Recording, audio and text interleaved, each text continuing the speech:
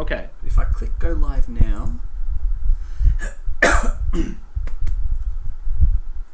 seems like we can go live. Okay. All right.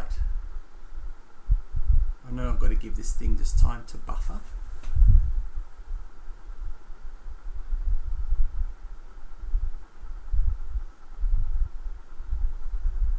Okay, so for everyone out there in Arty Dans land, welcome to my very first ever live stream. I'm joined today, well for the first time, by a really cool guy called Perry from Japan on Film, a podcast that discusses a lot of Japanese movies. As you can see, Perry is on the left-hand side of your screen. I'll be on the right.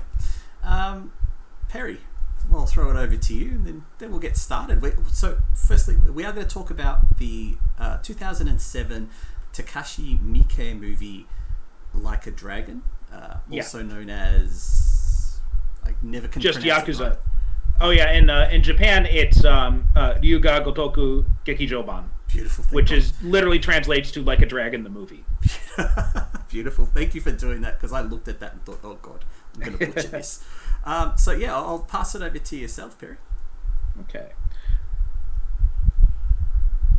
Welcome to the Japan on Film podcast. I'm your host, Perry Constantine, and we're back with a new season and also a brand new guest. So I'd like to introduce our new guest coming to the show for the first time, the Arty Dans of the Asian Movie Fans podcast show, I believe it was called.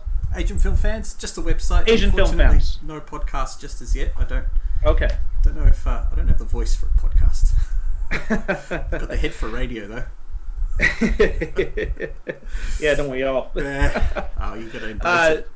Yes, that's what I figured I had to do when the quarantine started and I had to go months without a haircut. I finally got sick of it, and I said, let's just get rid of it. And everyone said they liked it, so I decided to keep it. It's a great look. It really is. Don't listen to what anyone says about hair. It's overrated, completely. Yeah. So anyway, how are you doing? Good. Where I am here in Melbourne, we got put under a snap 5-day COVID lockdown because the fabulous UK strain got released here. So today is day 4. We have got 1 day left of this lockdown, and then hopefully we're back to normal.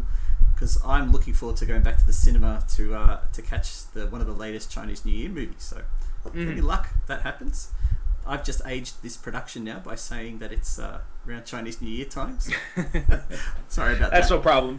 People who've been listening to the show, they probably think they know. For any new listeners we got in, I end up recording these interviews in batches, like about a few months in advance. So you're listening to this in the future for us. It's probably like late spring where you are, but it's February for us here right now.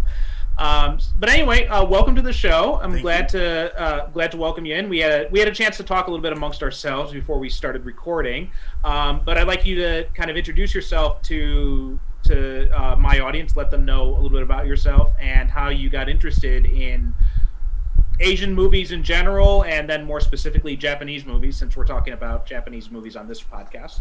Thanks, Perry. Well, I'm 40 years old now, living in Australia. I was a movie buff when I was in high school, and I discovered Asian cinema probably when I was about 16. We have a TV channel here in Australia called SBS, which deals in a lot of foreign programming, and they showed a lot of Jackie Chan movies. So Saturday nights we'd watch it, and then, whoa, what was that? Sorry, something fell over. Saturday nights we'd watch it, and then go to school Monday and talk about this awesome Jackie Chan film. Then I got into video rentals and found that there was a Jackie Chan movie called City Hunter, which was like Street Fighter but in film form, where he dresses up as Chun-Li and Blanca. Japanese movies came not too long after, when I was looking for more horrors to watch, and then this word of this movie called The Ring was floating around, and you have to see it, Dan. So Dan went and watched it and remembered being petrified I was probably about 18 watching this film. Then got heavy into stuff like Silent Hill, the game Silent Hill, and Resident Evil on the PlayStation. So my love of this Japanese horror started that way. Japanese cinema was probably second after Hong Kong cinema, but Japanese I think tended to take a little bit more interest because of the wackiness that was involved.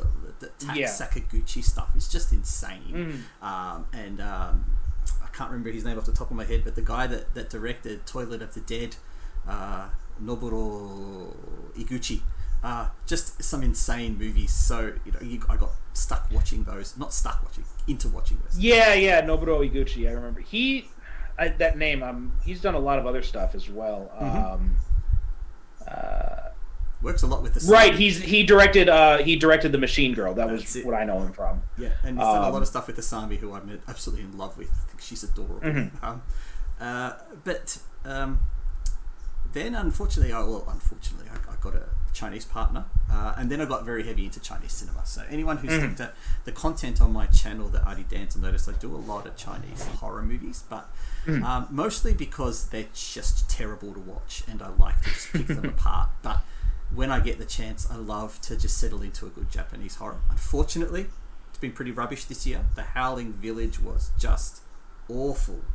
Don't know what was the idea behind that, but a movie about, well, actually not going to spoil it for anyone who hasn't seen it yet, but the ending was just shocking. So I'm hoping that 2021 gets us some better stuff. But I remember sitting down on the computer one day, and I was at a streaming site, and I saw this movie called One Cut of the Dead. Yes. I know nothing about this film. I'm going to watch it. And I remember about 20 minutes in, I said to myself, Dan, they haven't cut the camera once yet. And that's when I realised, I think alongside most other people, that I was probably watching one of the most brilliant horror movies ever made, modern horror movies ever made. And then when that first 35 minutes of that one cut was over, I just... well, where do you go from that? And then it's good that they give you the whole backstory about what happened, but what a great movie. So for me, if someone ever says Japanese horror movies, I will without a doubt just say One Cut of the Dead. Go watch it, and then once you've watched that, go watch some other stuff. But we covered that on here with John Adam of V Cinema back in season 4. So we talked about that. That was a really unique movie. It was definitely not what I expected. I remember it was one of my coworkers had told me, "Oh, you should," and he didn't tell me anything else. He just said, "Oh, just watch this movie." Perfect. And then we were at my girlfriend, my wife.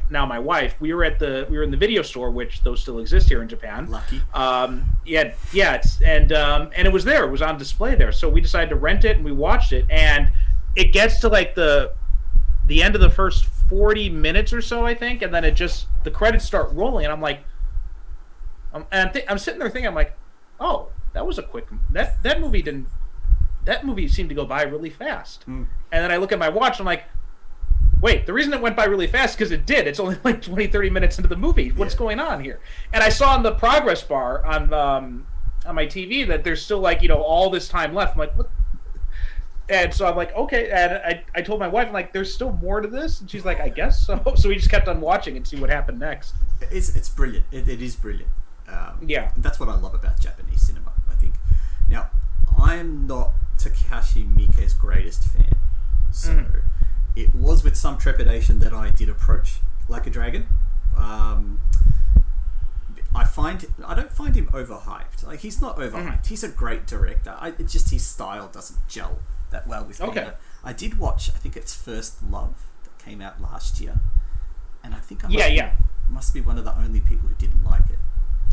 I haven't seen that yet, so I can't comment on that. But I've been meaning to. That's on my list of something to check out eventually. The most recent movie of his I've seen, I think, was Yakuza Apocalypse, if I'm not mistaken. I think that was his most recent movie I've seen. So either that or Blade of the Immortal. One of those two was the most recent movies of his I saw. Yeah, he directed Yakuza Apocalypse and Blade of the Immortal. Okay, well, as I said, not a big Miike fan, so I don't know much about those ones. But Yakuza Apocalypse, I'd be keen to watch. I think that was interesting. It's like a vampire Yakuza movie. Oh, yeah, so bring it it was, on. Yeah, bring it on. Yeah. Bring it on for sure. It was he's got Miike's, and like I'm a Miike fan. He's one of the reasons I got into Japanese cinema in the first place. I still remember, I've told this story many times, but when I watched Audition for the first time, it was my freshman year in university. I was staying up on the campus one night, decided to just have a night in, order a pizza, and this is when we still had video stores back in the Stone Age in America. And so I was at the nearby Blockbuster, which does exist outside of Captain Marvel. It's not just something they invented for that. And I'm in the Blockbuster, and I'm looking on the new release walls, and there's this Japanese movie called Audition. I look at the back, and it just sounds like the dumbest premise ever, right? And just like, a horror movie about a guy who auditions for his wife, and she ends up being a psychopath. It sounded just really cheesy, and I'm like, well, this is probably going to be fun for a few laughs. So I decided to rent it, thinking it was just going to be a bad B horror movie,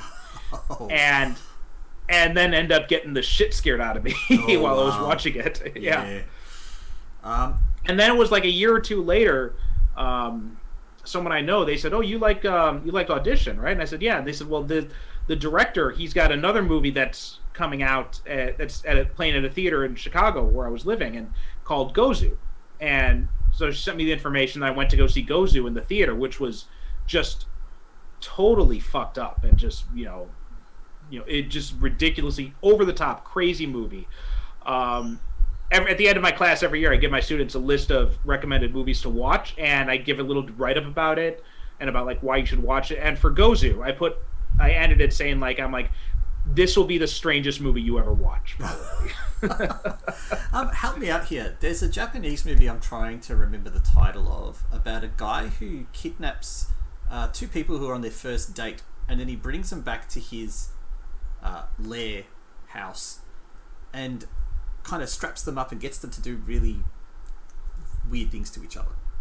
He strips them off, he forces them to have sex with each other, and then he starts like cutting their ears, cutting parts of the skin. What I haven't seen it, but I have heard of this because it does sound very familiar. I haven't seen it because I don't remember seeing that movie, but I don't know. I can't recall the name of it. I do remember hearing about it though. It sounds very familiar. So I get that confused with Audition all the time. And every time someone talks about Audition, I keep wanting to talk about this movie, and then they say it's about a guy looking for his wife. I'm like, man, shut up, Dan. It's not that movie. It's a different movie. But Like a Dragon, as I was telling you before, the only reason I watched the film was because I was making a video about game to movie adaptations, and I managed to find a copy of it. Not the best source. You know what I'm talking about, but I found a copy of it, and I thought, well, I love the Yakuza games. Behind me on that side is probably every game in the series except for the new one. Okay, yeah. So I love it. So I was hoping for that in a movie form. I think what I got was part 2, which I believe it is. It's based on part 2, the game. Are you talking about? Because there is a Yakuza 0 game, which that's the prequel. And that's the prequel one, yeah. But I think this one is, unless I'm mistaken, this is based on part 1, because I'm in the middle of playing Kiwami right now, the like PS3 remake of it, and the story is very similar to that. I'm not sure. I haven't played part 2 though, so I can't comment exactly. Well, it feels like part 2 with the dog and the looking for Haruka's mother. That was in part 1. That's in. Oh my god, I'm getting so confused. Yeah. So this is age. This is what age does to you. Oh god. Yeah, because 1 was set in Kamurocho, which is the game's version of Kabukicho, which is this infamous red light district in Tokyo. And 2, and each one of the games, I believe, was set in a different location. So 3 goes to Okinawa. 3 goes to Okinawa, yeah, 5 and covers quite a few. Oh, it looks like 2 is also in the same location. Oh, and the first half is in the same location, then the other half is in Osaka.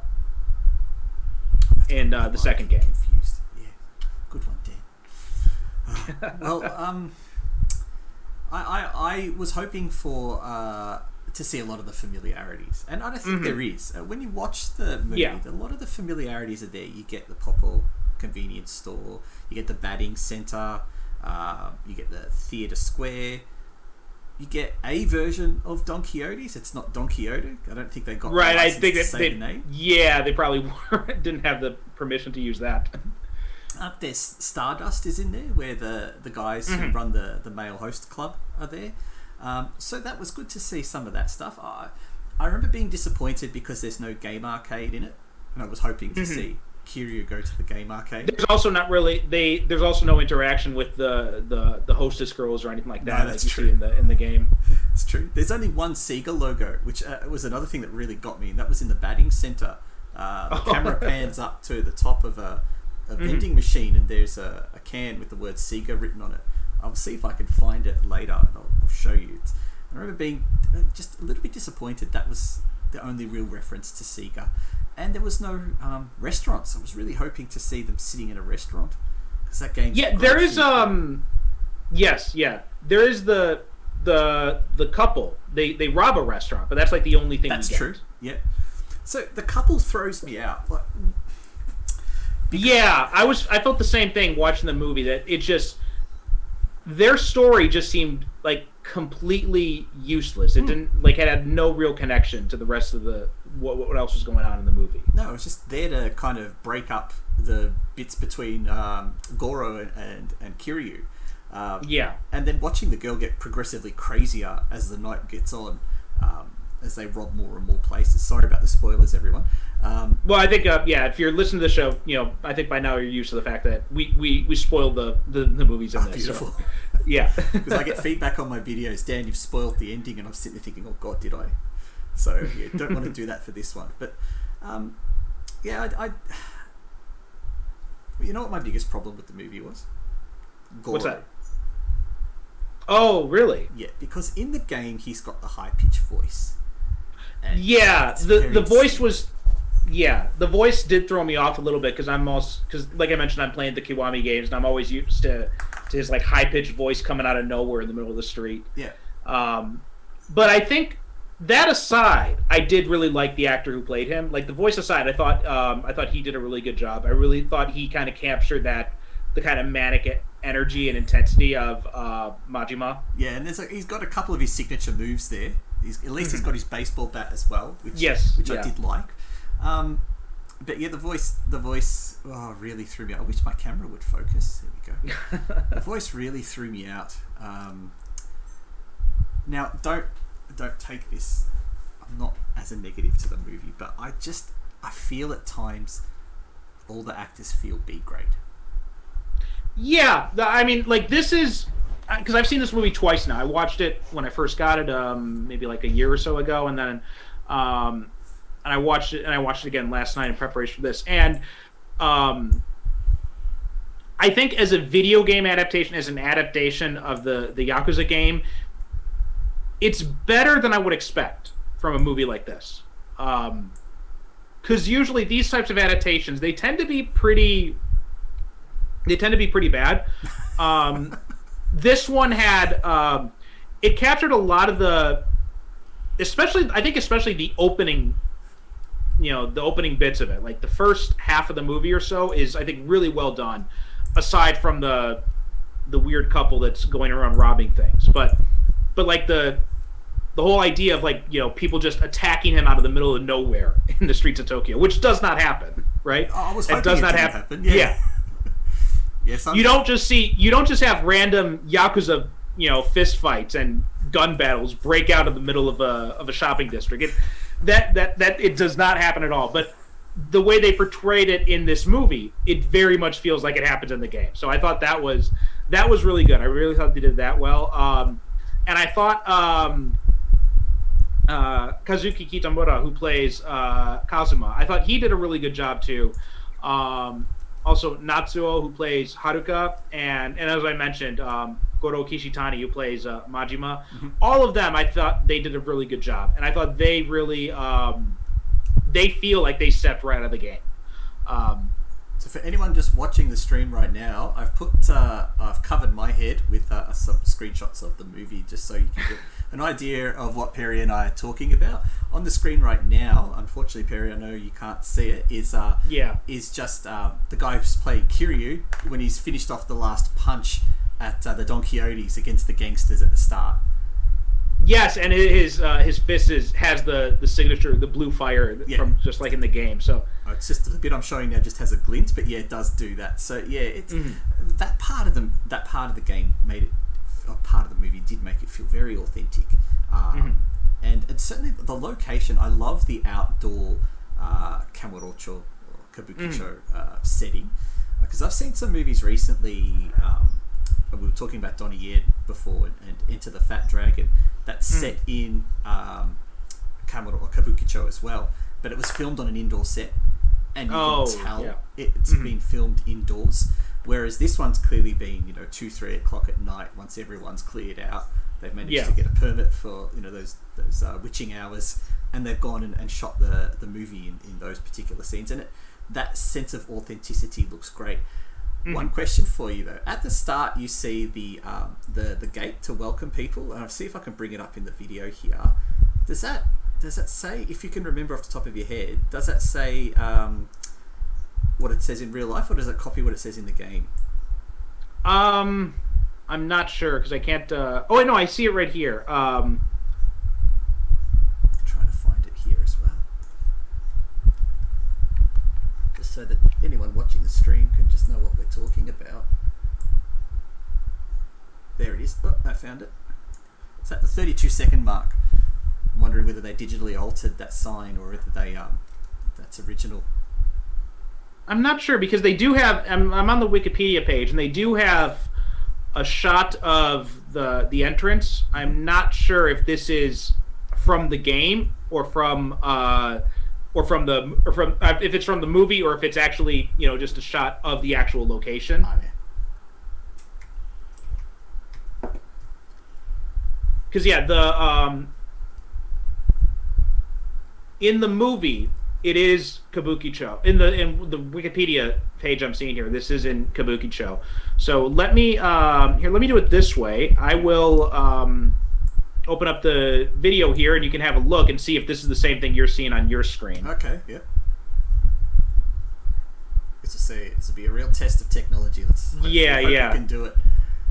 So let me just change over here to.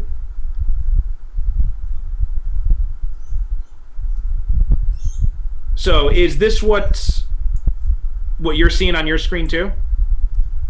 No, it is modified.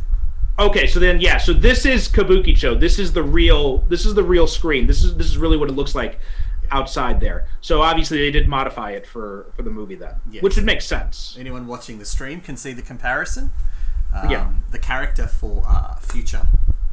I know it in Chinese. I just don't know it in Japanese. It is within the game world sign. So yeah, that means then they've really tried to keep it as authentic as possible, and I like that approach. I think that's pretty awesome. Is there a real convenience store chain called Popo, or is that a game thing? I don't know. It might be because there are some like the big chain convenience stores. There are three big chains. There's Family Mart, there's Lawson, and there's 7-Eleven. Those are the big three big chains, and there are smaller ones too, and some of them are location specific.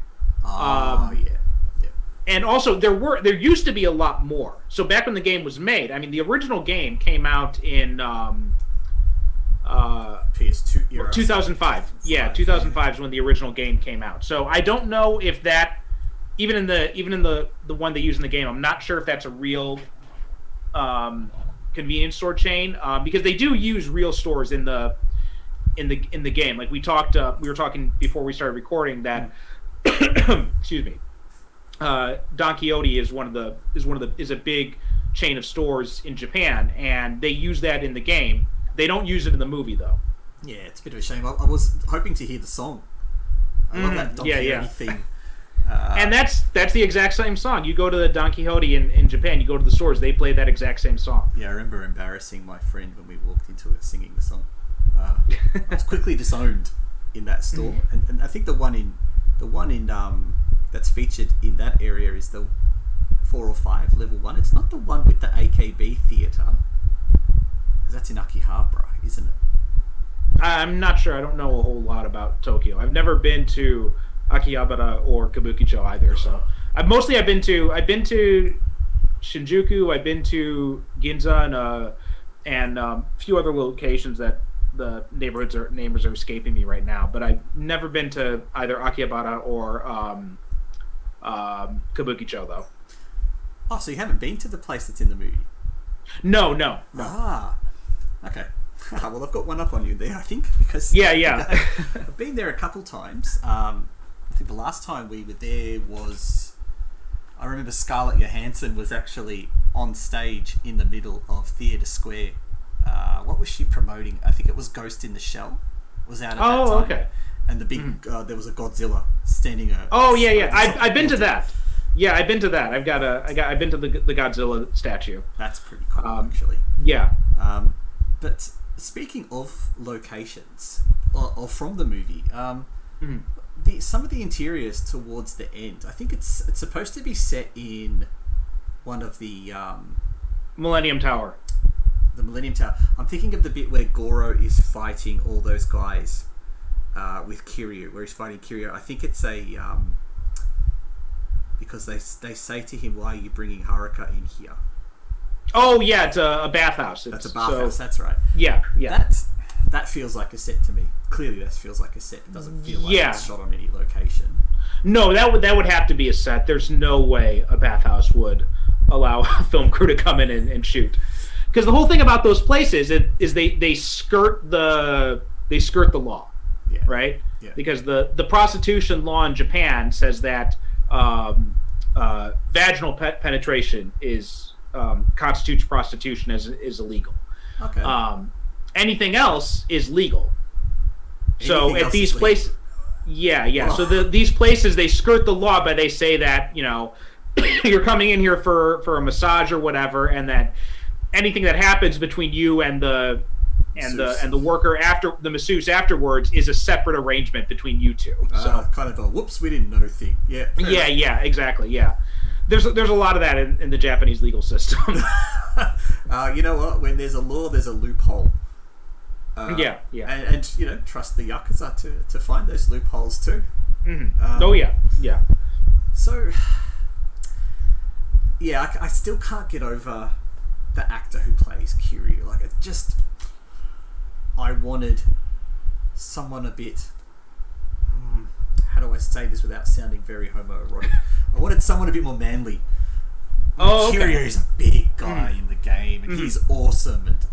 And when the game starts up and you get to control Kiryu, you really, this guy's a real badass. Right.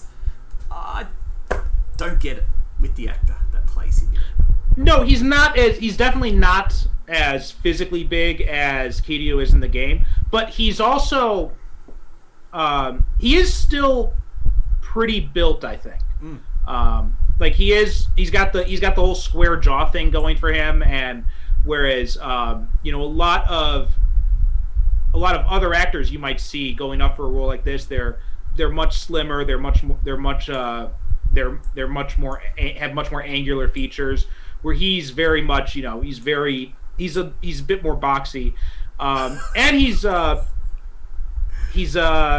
was also in the Kill Bill movies. He played he was the Crazy 88 guy. Not very familiar with that one, unfortunately, but I am watching that back, and he does have a very, very squarish face. That was one thing. Yeah, that was one of the things that jumped out to me so much so that when I was watching with my wife, I'm like, he's got a really square face. I do like that his costume's authentic. Yes. I do like that they've got his correct suit. I think he smokes in the movie. I think not a whole lot. I think maybe at like one point or something. But I don't remember a whole lot of smoking going on from him. No, which is quite good and quite unusual for Japan. Quite unusual for Asia, full stop. It's great to not see people smoking, to be honest.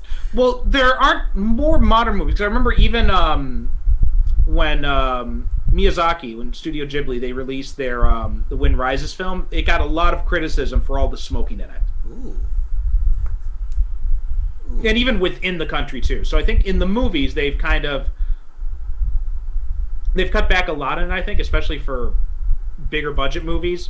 And with that in mind, too, like that's one of the things that impressed me about this is that the movie doesn't look cheap, right? It does have they for a Japanese movie anyway. Okay. Yeah, because the overall... Got to clarify that. For a Japanese movie, yeah. Yeah, the overall vibe really does give off... and especially considering it's a Miike film, it does give off a really strange shot-on-video type feeling. Whether that's just a really clean picture that's used throughout it. There doesn't seem to be any grain or noise. And clearly, 2007... you'd be looking at early digital cameras if they did shoot on digital. Can't see them shooting that on film. So, yeah, it does have a very clean, almost soap opera kind of feel. And then, you play the game, it's in 60 frames a second, so you're probably kind of used to that very clean look. I just wanted to give you a bit of trivia. Have you ever watched an Indian movie? Any Indian movies? Not really, no. We were watching one a couple months ago because we were comparing it to a Chinese movie that was remade of it. And the scenes of smoking, there's a little pop-up that comes down the bottom of the screen that tells you about the dangers of smoking. And it lasts the entire time the person is smoking on the screen. Oh my God. And so I asked an Indian friend of mine, is this common? He goes, yeah, it's just part of the government kind of thing to help people, to tell you the dangers of smoking. And I'm thinking, my God, if a Japanese movie did that, that pop-up would be there virtually the whole screen for some movies. Yeah. But one of the things I did think was interesting, so like I mentioned, as an adaptation of the game, I was more or less satisfied with a lot of it. A lot of video game movie adaptations of video games are not very well done. True. And I thought this one, I at least felt like the people involved in this movie, like they had actually played the game. Yeah. Whereas a lot of other video game adaptations, you don't get that sense that they actually played the game, right? And there's the thing, especially if you look at some of the American video game adaptations. Well, American adaptations of Japanese games, especially. Yeah. Yeah. I think that's another potential issue with the movies, and unless you are a game fan, unless you do like the game, I think there are parts of the movie that you get really left behind. So when we see Haruka's mother at the end, it's this I remember when I first saw it, it was about 20 seconds, and that's it. But for someone who's played the game, you know that the bits that are cut out from the movie, there's a lot more about her mother there that you're finding out throughout the whole movie. And to just see her for 20 seconds at the end, you just think, well, okay, if I didn't know who she was. And same with the gun store, the guy where they buy their illegal guns from. Right, yeah. Again, if you don't know who he is, his appearance in the movie is just kind of, you just have to accept it. Detective Date is another one. He's not really explained too well, other than just being this great badass kind of detective that yells at everyone for being for the hot weather. Right. But I think if you're a fan of the game, then you will definitely get a lot out of this movie. There's a lot that'll keep you smiling. When he has the Staminax drink and you get to see all the flares that come on the screen, that's great. That's really great. And the tattoo is the same tattoo. Yeah. I don't think anyone would have liked it had they changed the tattoo. So.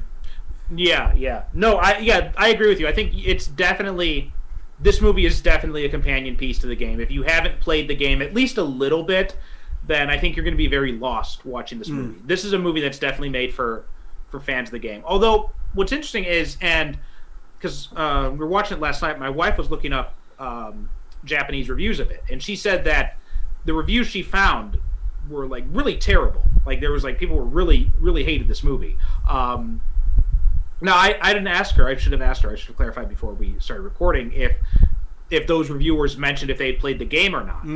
Because if they had played the game, if they hadn't played the game, then I could totally understand why they've got such a negative view of this movie. Yeah.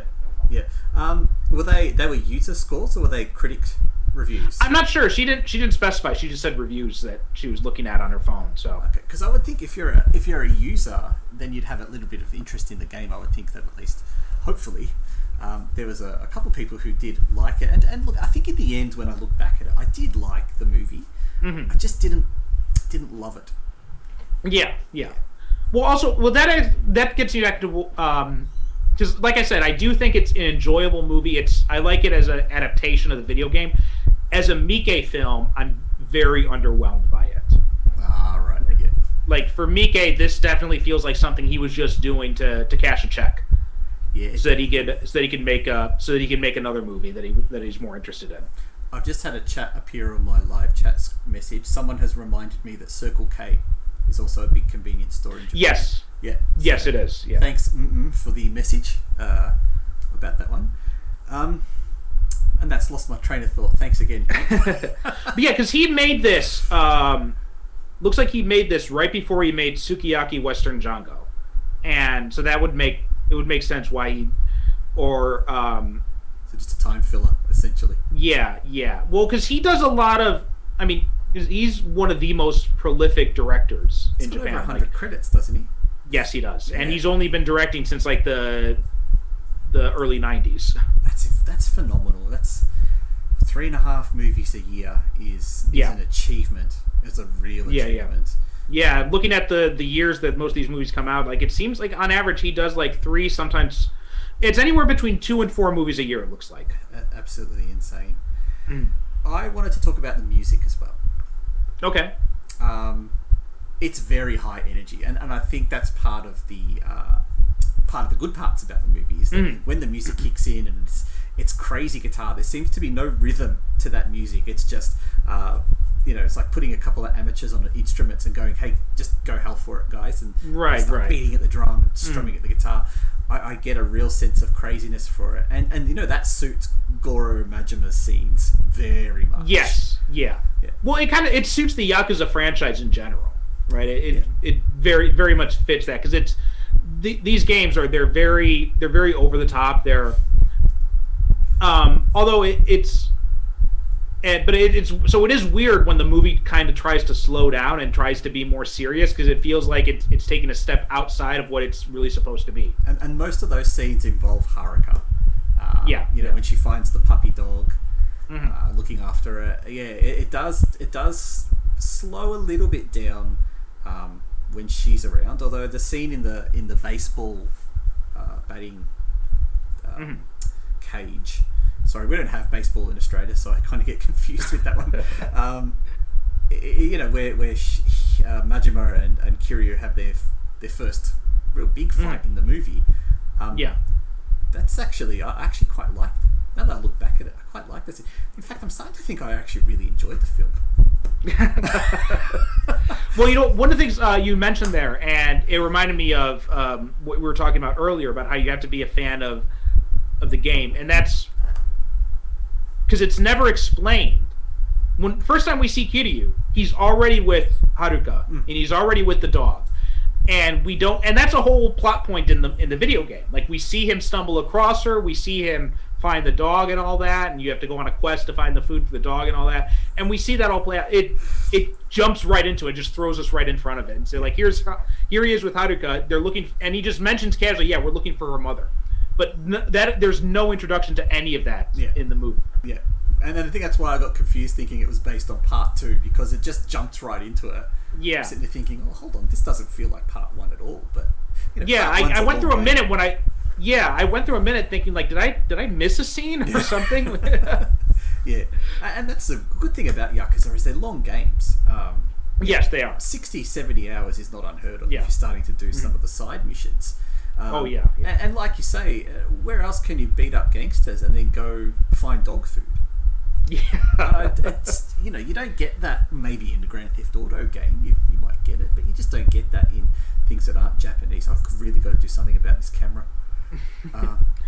But yeah, that's it's very much. In fact, that's how I first heard the game described when I first heard about it. Was it's like it's a Japanese version of Grand Theft Auto, which in some ways I can see why people would make that comparison, but it's not as well. Like it doesn't have the same wideness. For violence sake, yeah.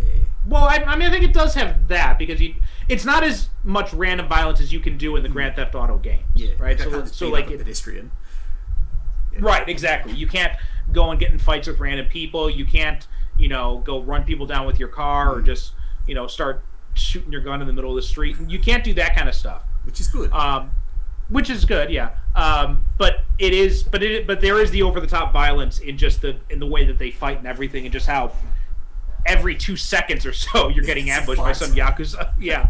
Yeah, I know when I'm playing one of the new games and my wife's sitting there watching it, all she says to me is bump into everyone, because she likes to watch everyone fall over, and the looks that they give Kiryu. I mean, it's a very unique part, and so then I'll delicately walk around, but it doesn't suit the character of Kiryu, and he doesn't do it I don't believe he does it in the movie. I don't believe he just he just seems pretty into people. No, he just seems to walk pretty normally. I thought nothing like that. But the games also, they give a really good feel of what it's like to be in these kinds of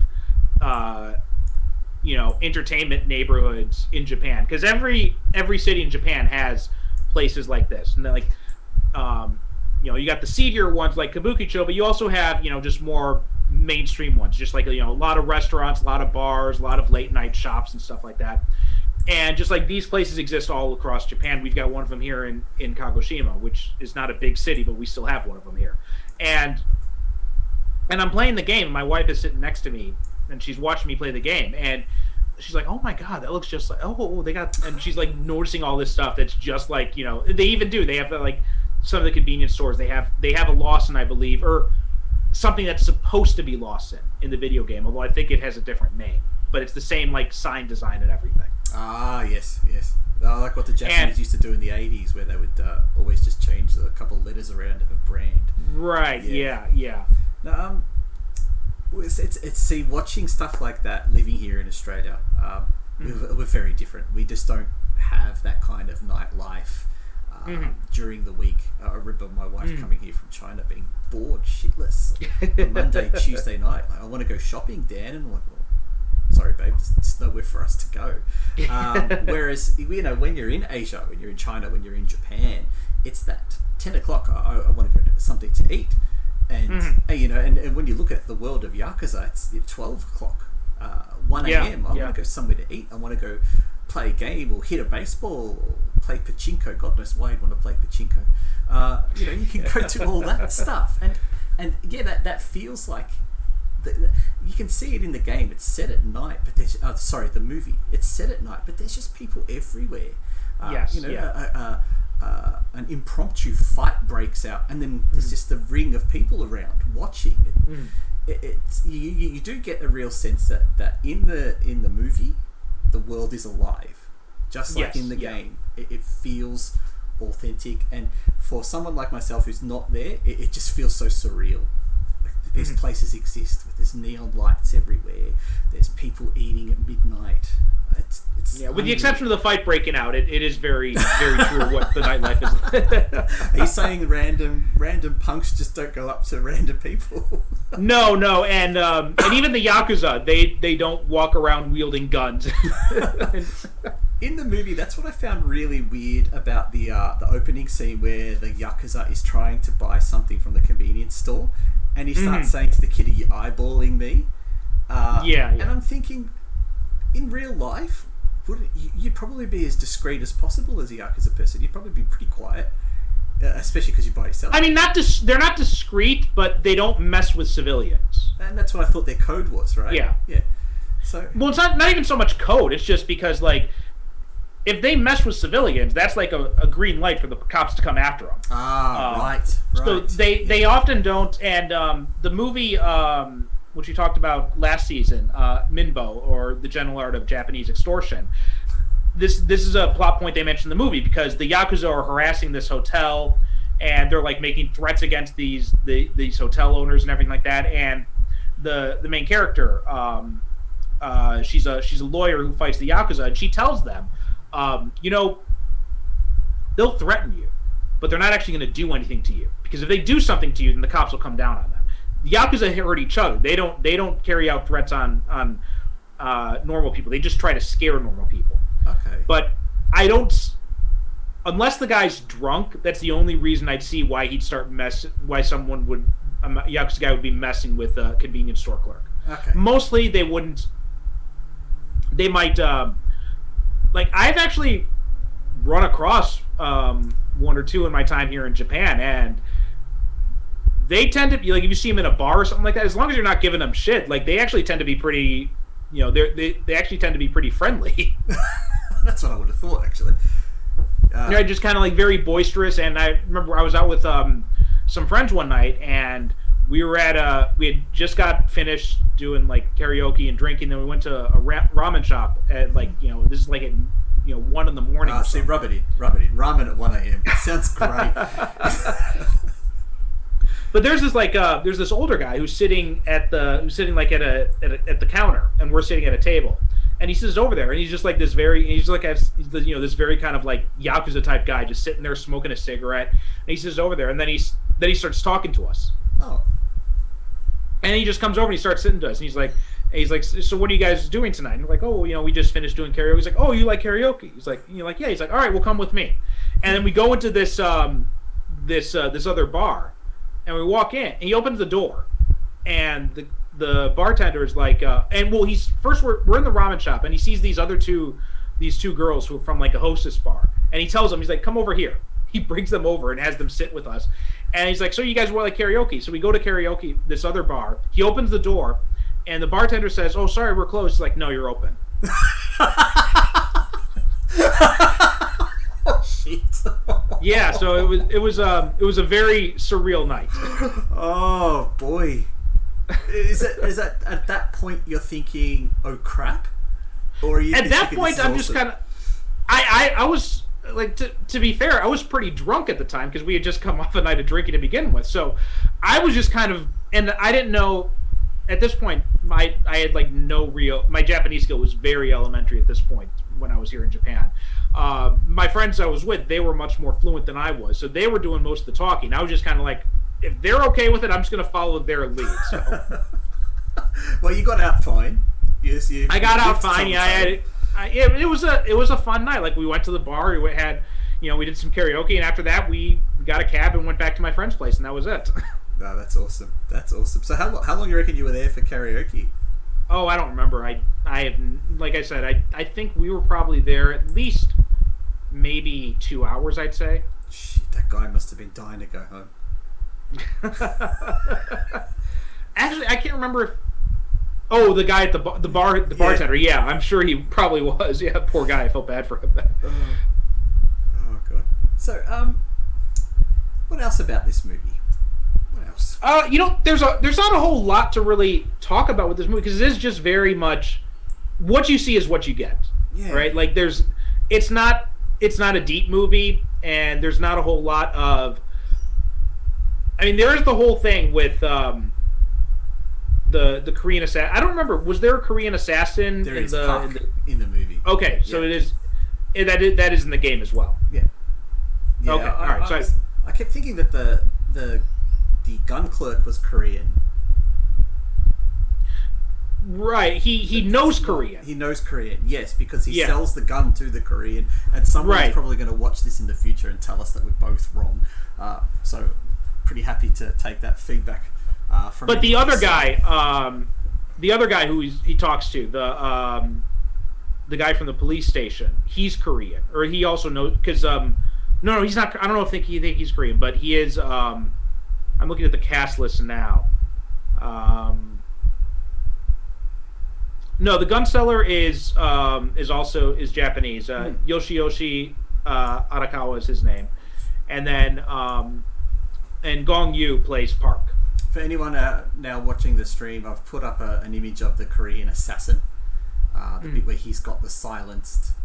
I actually don't know anything about guns, but I know it's got a silencer on it. That was a very unique looking gun. Like, I don't know a whole lot about guns, but I don't think that was a real gun. No, and I think it's the bit where he's trying to get the couple. Yeah. Yeah. Again, really odd characters. The couple don't. Mm-hmm. Is that a Miike thing, just to add a couple of comic relief characters in a movie to not that I can. Nothing I can think of specifically. I think it was just something they did in this movie, and it feels very tacked on the entire time I'm watching it. I'm just thinking, like, I don't understand why this couple is in here. I thought maybe I was missing something. I thought maybe it was some reference to the game that I just, some side mission that I didn't play in the game, or that I'm not remembering. But I don't. I'm starting to think it actually could be as well, now that you've said that, because everything else is really authentic. Mm-hmm. Well, actually, I'm not too sure. I don't recall the the gun heist at the start either, the bank heist. With, right, that was another thing too. Ikinisha and Nakanisha. They're the two idiot characters who were attempting to hold up the bank. What's with Imanishi and was one of them, Ikunishi. And Ikunishi. Yeah. What's with everyone wearing coats on a hot day? That's common. Because they're sitting there complaining about the heat, and especially when the AC breaks down, and I'm just sitting there going, take off your freaking coat. In fact, well, when this movie came out in 2007. I moved to Japan in 2008, and I don't think it was until a few years after that that Japan started their the Cool Biz campaign, as they call it, which is that in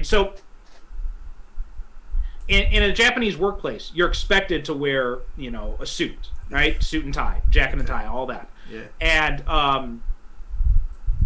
And what they to try and improve to lower energy consumption, they started the Japanese government started promoting what they called Cool Biz, and this is like guidelines for companies to loosen their dress requirements in the summer months. So you don't have to. I don't know if you don't have to wear a tie. I think you still had to wear a tie, but you didn't have to wear a jacket. You could wear a short sleeve collared shirt. Oh wow! And very. But this movie came out. But this movie came out before the Cool Biz thing started. Okay, it's having a government mandate to do that. It seems just more like common sense to me. But yeah, I live in Australia. We do weird stuff here, so hey. Yeah. Oh, I agree with that. I mean, I'm glad that I work in places where I don't have to dress like that. Oh, well, I work from home. This is my office, unfortunately. Right now with the COVID restrictions, I am basically working from home right now. Yeah, with any luck. So, what do you reckon about the Olympics? I know we're going a little bit off topic, but do you think the Olympics will go ahead this year? I honestly don't think they will, or if they do, I think there's going to be some really heavy restrictions on who is allowed into the country and under what conditions. So, but I would be very surprised if the Olympics actually happen. So I'm going to reference the Olympics back to the movie and go, how much involvement do you think the Yakuza are taking in the Olympics? I'm not sure. It's a strange question to ask. I'm not really sure how much involvement they have in the sports world. I know they have involvement in sumo and that kind of stuff, but something like the Olympics, I don't know how much involvement they have in there. Maybe on the construction side of things, like building some of the facilities, that might be it. Yeah, because I could imagine when there's an opportunity to make money, the Yakuza are there, and that's what I've always liked about Kiryu. He doesn't seem to be this money hungry person. No. He's never been in any of the games. And especially if you've played part 3 where he's always giving the money back to the orphanage or trying to make sure the orphanage is taken care of. And that's part of his character that comes across really well in the movie as well. That's something that ties into a lot of these, because the Yakuza have tried to have their own PR spin. Like they have financed a lot of like direct-to-video Yakuza films. Oh. And they even had at one point like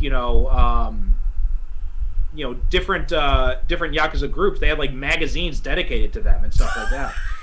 And I'm dead serious here. This is not even a joke. It sounds so surreal. I'm trying to imagine the mafia doing that. It just but like they have open offices. Like they have offices with their clan name right stamped right across the top. They operate. They do a lot of operating out in public in that way. Obviously, they do a lot of stuff under the they have front companies and all that, but there's no secret as to who's running these front companies, right? That's the strangest bit of transparency I've ever heard about. It is. It's very strange. But one of the things that they did is a lot of these movies, these movies that the Yakuza have helped finance, is they promote a myth of the Yakuza that's very much in line with what Kiryu represents.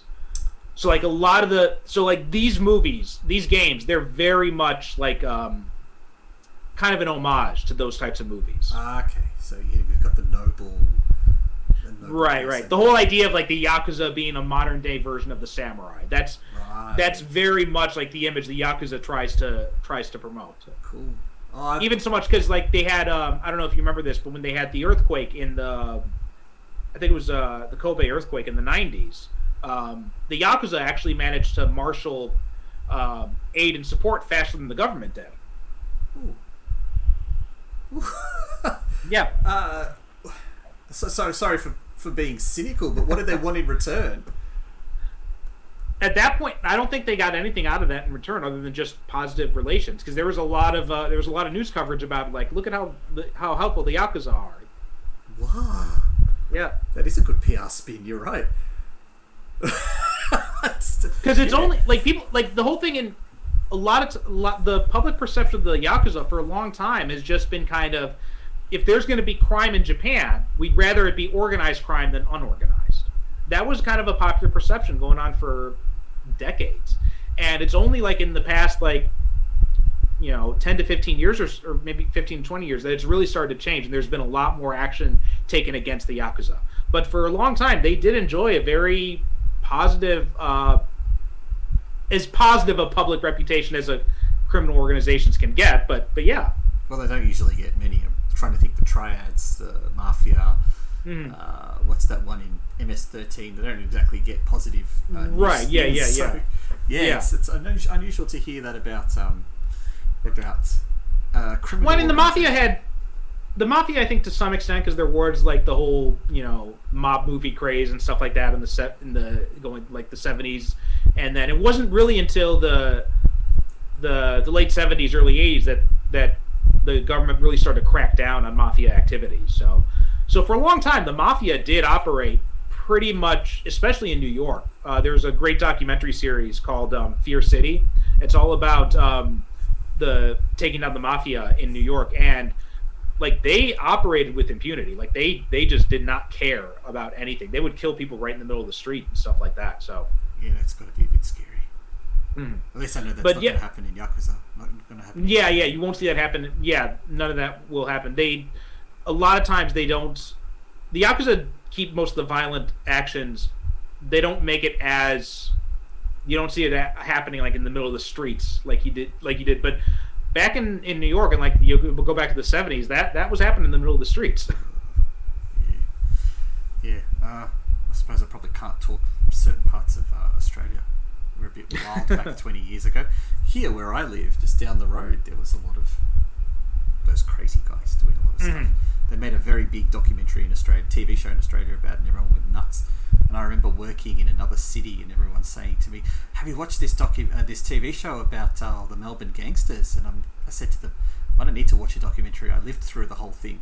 Every story, every shooting, every incident, I remember it.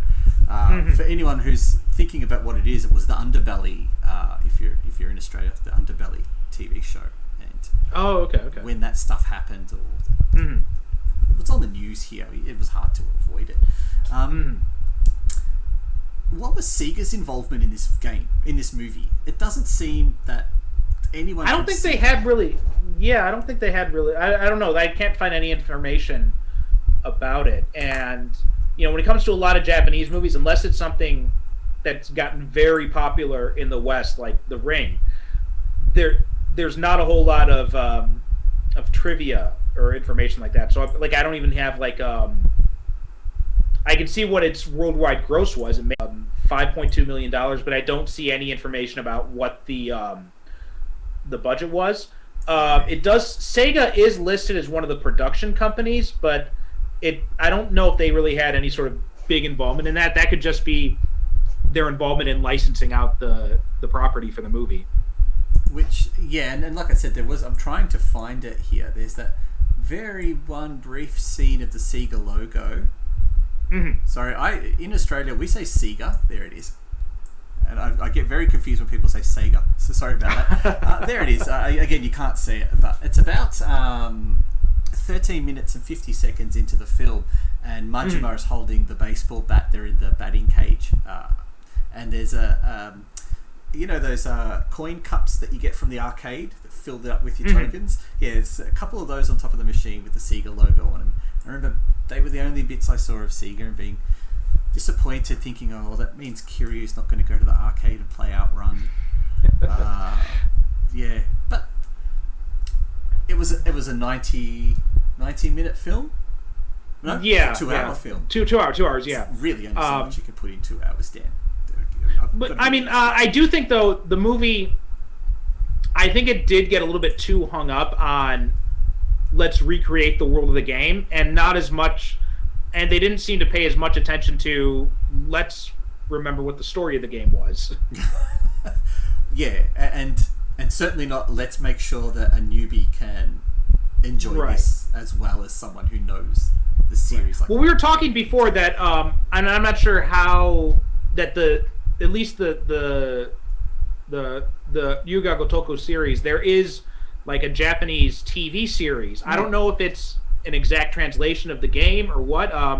If anyone's watching the stream, and if you know anything about the TV show, I tried to find some information about it, but I couldn't really find a whole lot about it. Yeah, anyone watching the stream now, you're probably going to see my IMDb page listing. But yeah, one's called, I'm going to pronounce this really badly, Kurohyo Ryuga Gotiko Shinsho, which you're probably sitting there going, no idea. It's from 2010, and it broadcast on something called MBS and TBS, if that makes any difference. Yeah, those are like there's, like, I'm seeing 2 listings here on TMDB. There's Like a Dragon, Poem of Soul, and there's Kurohyo Ryuga Gotoku Shinso. So this is the one you were talking about. Yeah, but that doesn't have Kiryu in it. Tatsuya is in it. Okay. So yeah. And the Like a Dragon, Poem of Soul, that's dated as 2016. The other one is dated as 2010. 2010, right? Yeah, that's the one I was looking at, I think. So there has been a couple of attempts at some follow-ups. This one, it looks like they only have the actors listed. They don't say what their names are, but just looking at the photo here, it looks like there is a guy dressed as Kiryu. So good. I'm not sure how accurate it is to the game. I'm not sure if it does the whole story of the game or what, but that would really be, I think that is probably the best way to really kind of do this story, is in like a not like a 22 episode, but like something like you look at something like the streaming services where they have like 9 episode seasons or something like that. I think that would be a way to really kind of delve into this series. I think it probably runs into a bit of trouble when you get to parts 4 and 5, where you branch out to using multiple characters. Yeah. Then that would. Well, I mean, you could still do that. You just make it more of an ensemble cast. But I think by the time, I think you might have to relaunch the series or something when you get to that point, because at that point, I think people would be really tied into the idea of Kiryu being the main character. And I think that's what's throwing me out about Part 7 that's about to be released in Australia in the next couple of weeks, is that there is no Kiryu. It's a completely new series. And I don't know how to feel about that. I don't know how to feel about a Yakuza game with no Kiryu.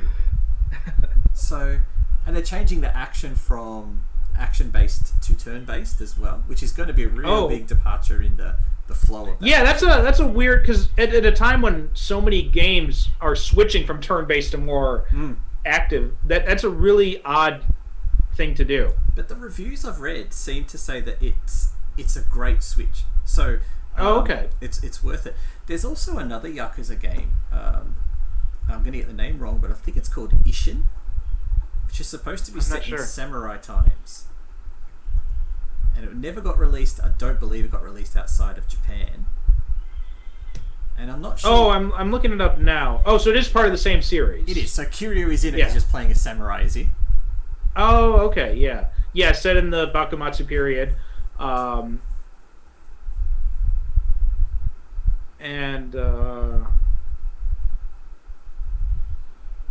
Well, it's a guy who looks like Kiryu. He's not really Kiryu, but yeah. Okay. I'm sure they got a really cool story explaining it. But yeah, that's another one I haven't played yet. Well, but they use a historical character, Sakamoto Ryoma. He was an actual historical person. Oh, okay. But I'm not seeing a whole lot of information about the game much beyond that. They've made a few of them though. It looks like. Oh god, geez, we're really far behind you. They just never released them internationally. I guess not. Yeah, maybe they felt that it wouldn't. Maybe they felt that it wasn't marketable enough. I don't know. Maybe they'll go back and reconsider that after Ghost of Tsushima has become very popular. Oh, brilliant game. Brilliant game. Yes, I'm in the middle of playing that. I'm in the middle playing that right now. I love it. Yeah, I think mate and I decided to platinum the game, so we played it that much. I think we got 60 hours each. Oh wow, nice. So it's well worth it. Fantastic game. Yes, yeah. Hopefully you're playing it in Japanese and not in English. Yes, I am. Yeah.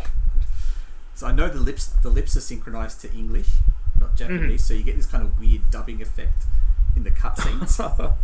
But hey, it's a samurai game. You got to play it in the proper language. Yeah, I played also when they had the Way of the Samurai game. I played that all in Japanese, and the Yakuza games I played all those in Japanese as well, with the subtitles.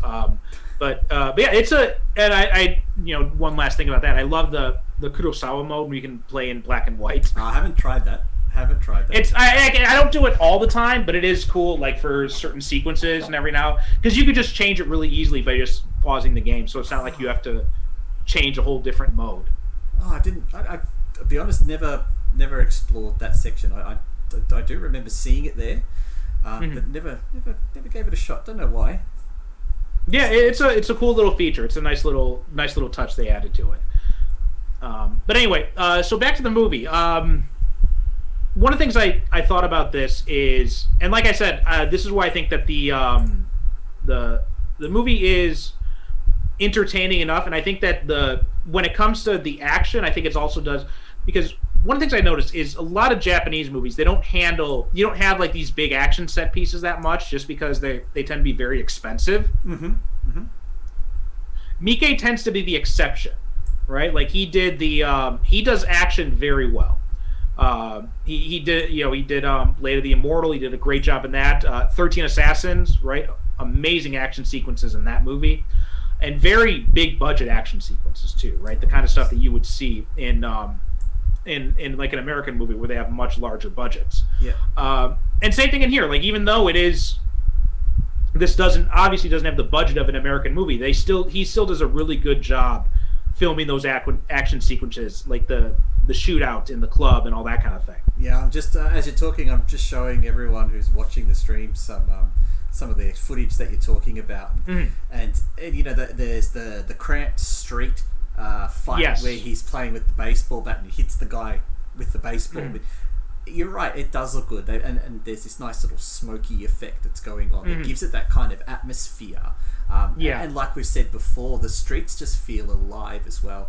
There's a big difference. Like, you could have had a very big budget action sequence, but adding 20 or 30 extras in the background as a crowd just adds so much more atmosphere to it. And he probably could have got away with just the extras and a couple of choreographed moves, but you're right, he's actually gone a little bit further out. He's not relied too much on CGI, which is great.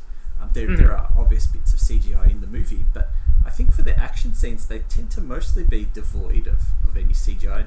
2007 would certainly say, Yeah, especially when you're talking 2007, you're talking about Japanese movies with the lower budgets. It would look a lot more obvious if it was CGI. Yeah, well, it's stuff like what's it called?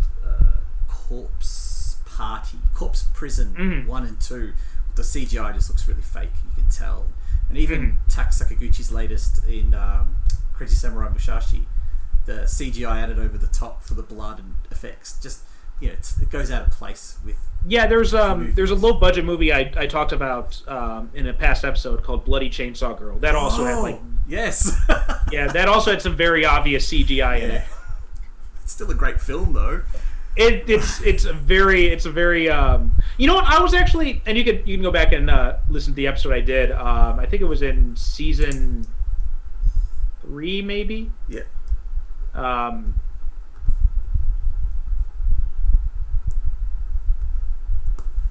No, I think it was season 2 is when I covered that movie. Two. So yeah, season 2.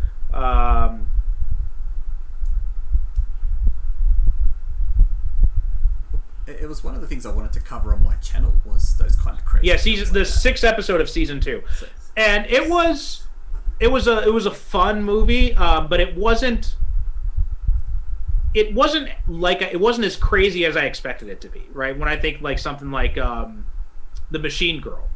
Yeah. Right, it doesn't reach like those heights. It kind of feels like it's trying. It feels almost like it's holding back in some ways, which is very odd for a movie like that to hold back. And that could be budget related. You're right. It could be budget related. It's, not everything is Yakuza weapon style of budget. Right. TAC can go nuts. Seemingly with a small budget too. And like you said, you couldn't find the budget for Yakuza, and I felt that at times it did feel a little B grade. I'll be honest. It didn't have that quite atmosphere of a cinematic movie. That you go to the cinema and pay $20 to watch. Right. The actors, they did throw me out. I think Haruka, another one. She didn't look like what I pictured her from the game. She has a particular. Oh, really? Look. She does look. She does. There's a different look, but I think mostly I was impressed with her. I thought they did a pretty decent job with her. Mm-hmm. And my wife has commented too, because she's seen me when I'm playing the game, and we were watching the movie. She's like, "Oh wow, they look just like in the game." Oh really? So okay, so that's me then. Oh, sorry. No, I mean there is obviously different appearances, and she's more. I think she's more talking about the costuming than anything else. That does seem, although there does seem to be a bit. It's a bit uncomfortable with the costume that she does wear in the movie. It does seem to be too short. I was thinking of that a few times. Yeah. And I'm not going to show anyone, so don't think you're going to be seeing it. You don't need to see that stuff. Go watch the movie if you want to see it. Mm-hmm. But yeah, you probably could have just given her a little bit more fabric on her skirt. Yeah. But actually, that's even for young those skirt lengths are not uncommon here. So. Okay, and again, we should want authenticity. So I suppose I don't want to be that typical Westerner that comes in and goes, "No, you can't do that," because that feels like censorship to me. People, if that's what happens in Japan, then I'm not one to question it. If I'm getting an authentic experience, that's great. Clearly, some of the moves they do are not authentic, but there is a grounding of fantasy in the movie as well. Which we have to admire, and I do. Goro's crazy. He is really crazy. But had he had that voice, had he had that high-pitched Goro voice, I think I'd have given the movie an 8. Okay, but that's fair enough. Yeah, I just can't without it. And maybe I wanted, and like I think I've said it to you before, I wanted Kiryu to be a bit more gruff, a bit more. Right. Yeah. But that's fair enough. Well, when you're coming, and I know this being a fan of comic books when it comes to watching superhero movies, that there are some things that when I see it happen, and if it's not the way I think it's supposed to be, then I do feel let down. Even if it's otherwise mostly good. So I can understand where you're coming from with that. It wouldn't have been an issue if I think Yakuza wasn't like a movie in itself, or a mini TV series. I mean, you get so many cutscenes, you get so many bits of dialogue. You fall in love with the characters, you really do. That's the charm of the game. So, once you've played 7 games of the Yakuza series, 8 if you count that silly Dead Souls one.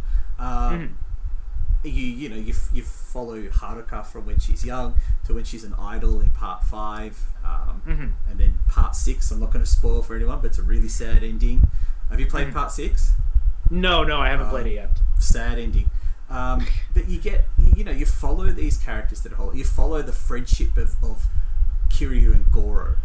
When they started as those kind of friend rivals in Zero, to how Goro's just looking for a fight, and Kiryu's the only one who can fight him because he's the only one who's strong enough to give him a challenge. And we get two fights in the movie, which are great. and then I think Goro helps them at the end.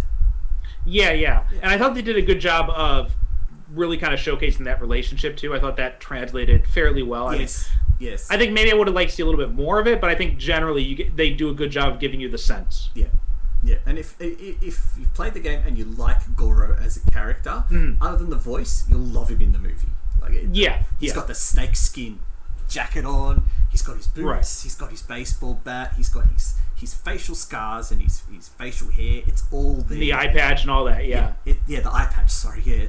It feels very authentic, and as we've said before, and you've got Kiryu's grey jacket, grey suit. I think they even. Now I might be remembering incorrectly, but I'm pretty sure they even emulate one of his famous smoking poses in the movie. I'd have to go double check it. Yeah, I'm not sure. I maybe I wasn't paying. I'm not as familiar with the game, so I'm not sure if I noticed that. But it's very possible. I mean, that's the kind of thing. Like Mike will do a lot of that kind of stuff. And so that's good. It would. Yeah. It's kind of porn for the nerds. With that one. Yeah, definitely. This is the shot I'm referring to. If anyone's watching the stream, you've got it's just Kiryu from, say, the chest up, and he's kind of turned to face the camera, and the whole background is bokeh'd out. So it's just a great blur of neon lights, and it's such a game shot. The first time you see Kiryu in the game, that's there. To be honest, I was a bit worried before we started this, because I was sitting there thinking, I don't know how much positive stuff I could talk about this film. And especially since when we emailed, we were talking about possibly talking about a horror film. Right. And I'm kind of glad we did this, because you've given me another sense of appreciation for this film. Thank you. Well, that's good. Yeah. Well, I'm glad. And again, and it's not a movie that. And again, as I said, it's a movie that does. I like it on some levels, but it is disappointing in others, and especially the ending is just very much like they kind of remembered at the last minute. Oh, right, we have a story that we're supposed to be telling here. But a lot of and as a Mike film, I think it's definitely one of his weaker ones. If I'm going to watch a Mike film, this is not the one I'm going to pick. No, that's true. That is true. But it's entertaining enough, and it gave me. You know what? The thing I think that it really did well. It made me want to go and play the game. I think that's what a good movie adaptation of a video game should do. It should, if you played the game, it should make you want to play it again. If you haven't played the game, it should make you want to seek it out. And maybe not so much if you hadn't played the game, because like we said, it's very much closed off to people who aren't familiar with this world. But I think in the gaps though. Yeah, that's true.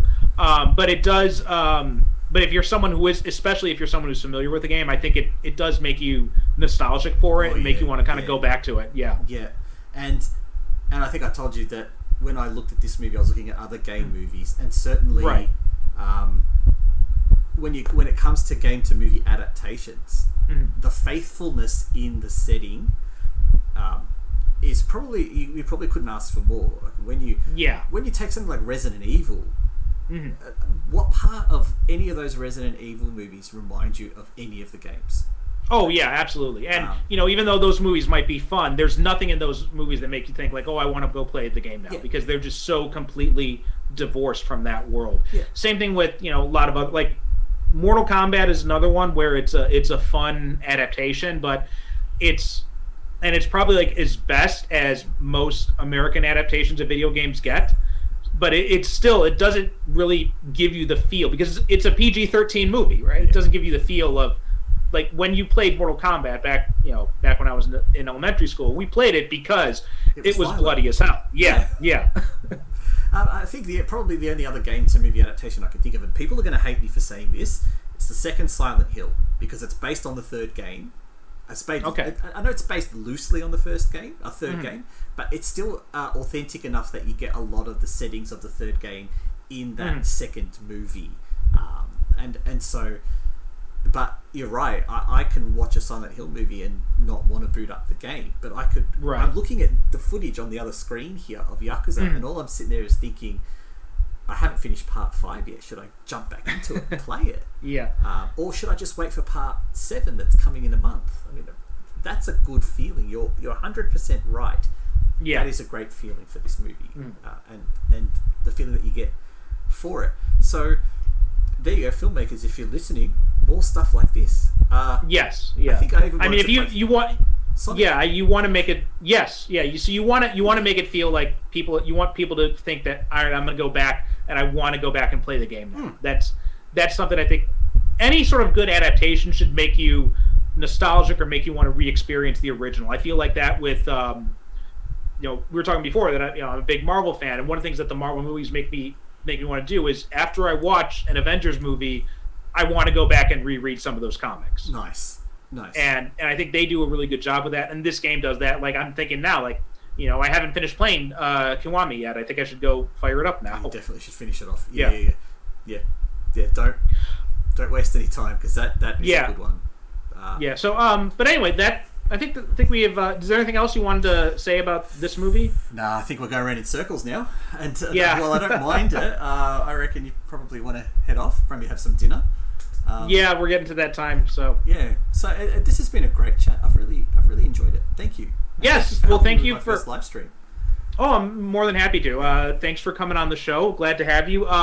Before I get through and go through my my last minute outro stuff, anything you want to promote yourself? Anything? Where should people find you? I'm on YouTube. I'm on YouTube at the Arty Dance. That's ARTYDANS. The name comes from me being a Dance Dance Revolution fan 20 years ago. Remember that game? Someone gave me a cool. I could never get anywhere on that game. Well, someone gave me a cool nickname for it, so it's kind of stuck. So it's the Arty Dance. It's a YouTube channel. It should be pretty easy to find. This year we're going to be looking, every Sunday night we're going to be looking at a different kind of horror film. I think I've told you I'm going to be looking at some of the best Asian horrors, but I've decided I also want to look at some of the worst, because I have more fun talking about the worst ones. So the first one I'm going to be talking about will be Viral, the Thai movie from 2018, which is one of the biggest loads of crap you'll ever see. But the first positive one will be about Gonjam Haunted Asylum, which is a real surprising horror film.